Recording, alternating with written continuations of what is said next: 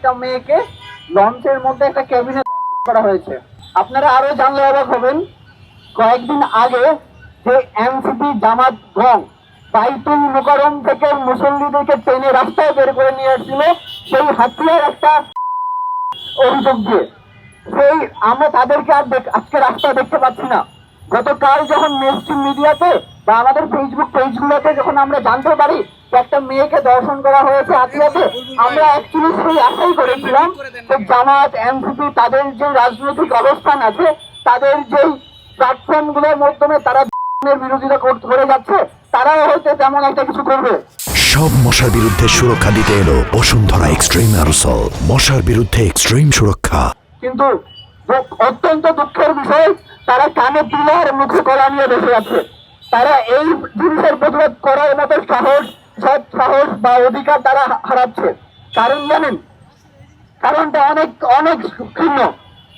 বন্ধুগণ, আমরা আজকে দাঁড়িয়ে আছি কোথায়? রাজু ভাস্কর্যে।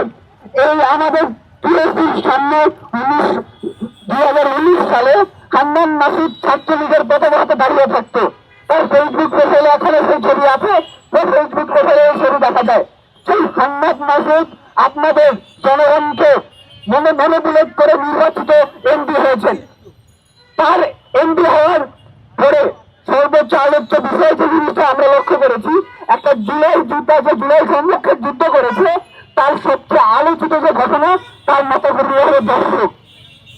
হান্নান মাসুদ সরকারের এমপি হয়ে, বিরোধী দলের এমপি হয়ে, সরকারের টাকা খেয়ে আমার আপনার মতো নির্বাচিত হয়ে সে এখন দর্শক পাচ্ছে। তার নেতা কর্মীকে দিয়ে কেবিনে পাঠায় দর্শন করার জন্য, তার নেতা কর্মী কেবিনে একটা নারীকে নিয়ে যায় দর্শন করার জন্য। অন্তত দুঃখের বিষয়, 12 তারিখের পরবর্তী 14-15 তারিখে আমরা এই হান্নান মাসুদকে গলা চেপিয়ে রাস্তায় চিৎকার করতে দেখেছিলাম যে হ্যান্ডারে পিস। আরে বেটা, কই গেলে তোর হ্যান্ডারে পিস? কই গেলে তোর কি? তোর নিজের করে তুই চুপ কেন?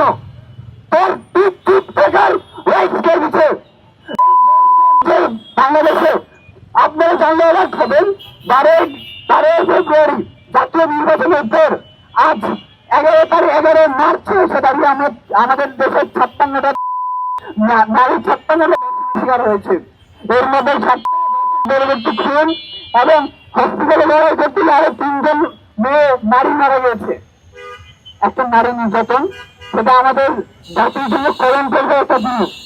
আপনারা জানেন, এটা আমাদের সর্বোপরি জাত ধর্ম বর্ণ ভুলে ক্ষমতার বিরোধ এবং দলীয় কন্দল ভুলে আমাদের যেখানে অবস্থান নেওয়ার কথা ছিল মানবিক অবস্থান, সেখানে আমরা এখন ওই রাজনীতিকরণ করে ফেলতেছি বা দলীয়করণ করে ফেলতেছি। অন্য দলের দলীয়করণ করে ফেলতেছি। দেখেন, একটা হাতিয়ার মতো একটা জায়গা নির্বাচন পরবর্তী একটা মেয়ে অভিযোগ রেখেছে বিএনপির এগেনস্টে, বিএনপি রিলেটেড বিএনপির এগেনস্টে হান্নান মাসুদের গলা ছিঁড়ে ফেলে। এই যে হারজিৎ, এই যে সারজিৎ, হাসনাত, এই যারা আছে ওরা এই রাস্তা ছিঁড়ে ফেলে, এই রাস্তার অবরোধ করে ফেলে। একটা আমরা চুপ কেন? এটা কই তোরা? তোদের উচিত ছিল আজকে রাস্তায় নামা, তোদের উচিত ছিল আজকে প্রতিবাদ করা।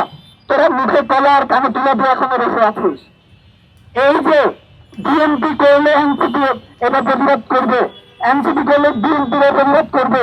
এই নিয়ম রাজনীতি থেকে যদি আপনারা বেরিয়ে আসতে না পারেন, যদি এই নিয়ম রাজনীতি আপনারা চালিয়ে যান, বাংলাদেশের আপনার জনগণ, বাংলাদেশ ছাত্র ইউনিয়ন আপনার যে চেয়ারে বসে আছেন বা যে উচ্চতায় বসে আছেন, কালার ধরে টান ধরে ছিল রাস্তায় দাঁড়িয়ে আসবে। বাঙালি মানুষজনের চিন্তিত